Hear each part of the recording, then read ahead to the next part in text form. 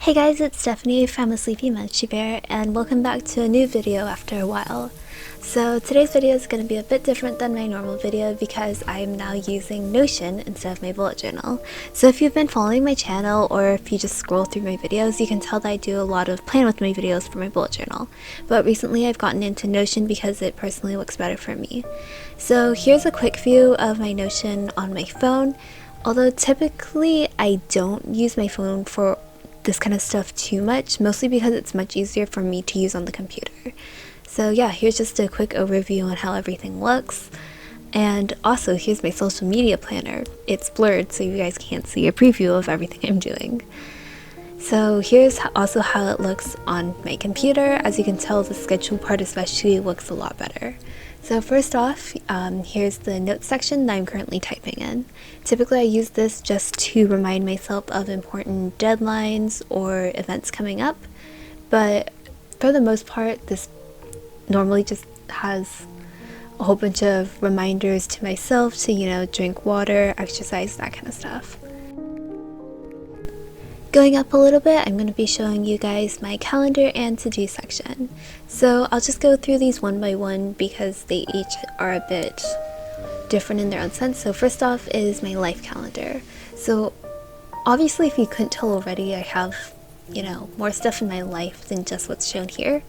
But yeah, this was a duplicate, so I'm not exposing my entire life schedule. But anyways, this is basically how I write down tasks. So I have different subsections, for example, doctor's appointment, birthdays, and events, and then I can just reorganize it on the life calendar depending on what I want to show and what not to show using the properties function. So for me, I found this works the best just as a brief overview of what I have, and then within the page itself, then I can just write down more notes or stuff that I need about that particular event. And I also have it set so that I can get notifications about events coming up. My school calendar pretty much works on the same system, except under properties I use different properties such as tests, /quizzes, major projects, and stuff like that. But yeah, nothing too interesting. If you couldn't tell already, I really like the purple pinkish cloud theme right now. And also all of my icons are either Totoro or Moomin. Yes, it's very cute. So right now you can see me just creating a draft for a fake test. No, I'm kidding, this is actually a real test. But yeah, nothing too interesting going on there either. I personally think that this next section for to-do list is the main bulk of the video. So let's go. So in to-do list section, I use a template to create each week, and as you can see I have all of the weeks sectioned down into months, etc. So this is the template, and right now I will be filling out the template for next week for you guys to see. So yeah, basically that's all there is to it really. First I renamed the title from to-do template to the date. So the date on Monday to the date on Sunday. For me this works the best because I organize each week into months, so I don't need to know the month for that particular week. Yeah, that makes sense. In the video, since I screen recorded it, you can see me struggling to figure out what the date of next week is. But yes.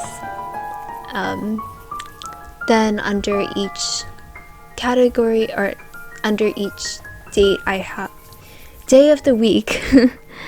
I just write down the date for each day. I don't know if you noticed or not, but in my template I actually made a mistake when doing it, and I put down 2 Sundays instead of a Saturday and a Sunday. By the time I'm filming this voiceover, I did fix it, but yeah, that's also like that. The more I see mistakes in this, the more I'm tempted to refilm it, but oh well. That's life, I guess. So the next thing that I do is choose a pretty image to add in as a space filler for the page because I only have 2 or 3 columns on the bottom, so if I add in an image it'll look a little bit more even. So going along with the purple skies theme, I chose a purple sky image from, how do you say it? Upsplash? But yeah, anyways, on using my phone, I take an image that I happen to have. Unfortunately, the image quality wasn't that great, so when it shows up on the screen in a few seconds, not that one, but the one after that, it's not too great, it's a bit grainy, but on the phone I swear it looks better. But yeah, I actually downloaded a bunch of images that I thought would look pretty as titles or covers on Notion, but it turns out the download quality wasn't that great. But yeah, I just added in an image and the page is already starting to look a lot better right now. By now you probably already noticed, but I have 4 tabs under each day, one for homework, one for study, one for personal, and one for social media.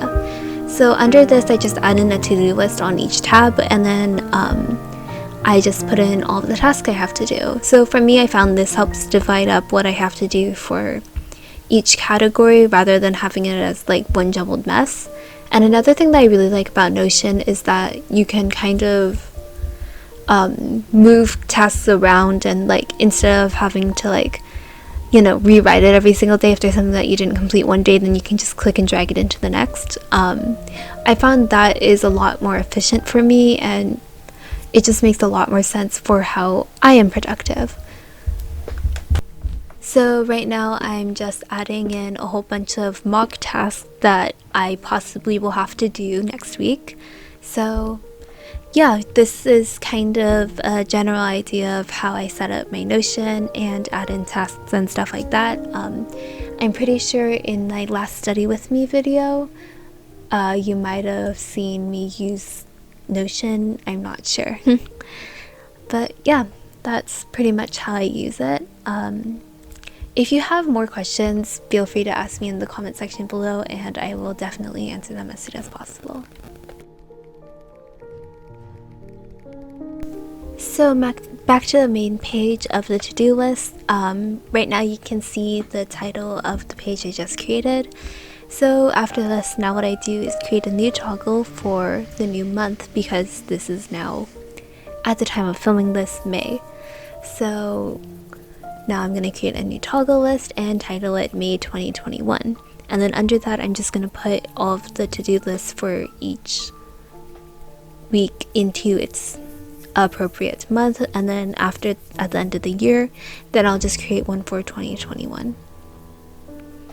So yes, this is how I organize my to-do lists in Notion. I hope you found this interesting and hopefully helpful. I might, as I mentioned earlier, make a whole entire video on Notion tips and tricks though. Returning to the main dashboard, here's a quick look at it. Here is a brief look at my social media planner. This actually is my old, not updated one, so the most you guys can see is video ideas. So if you're interested in seeing anything that you see there, please let me know. So yeah, this is my final Notion. I hope you guys enjoyed, and please remember to like and subscribe. Bye!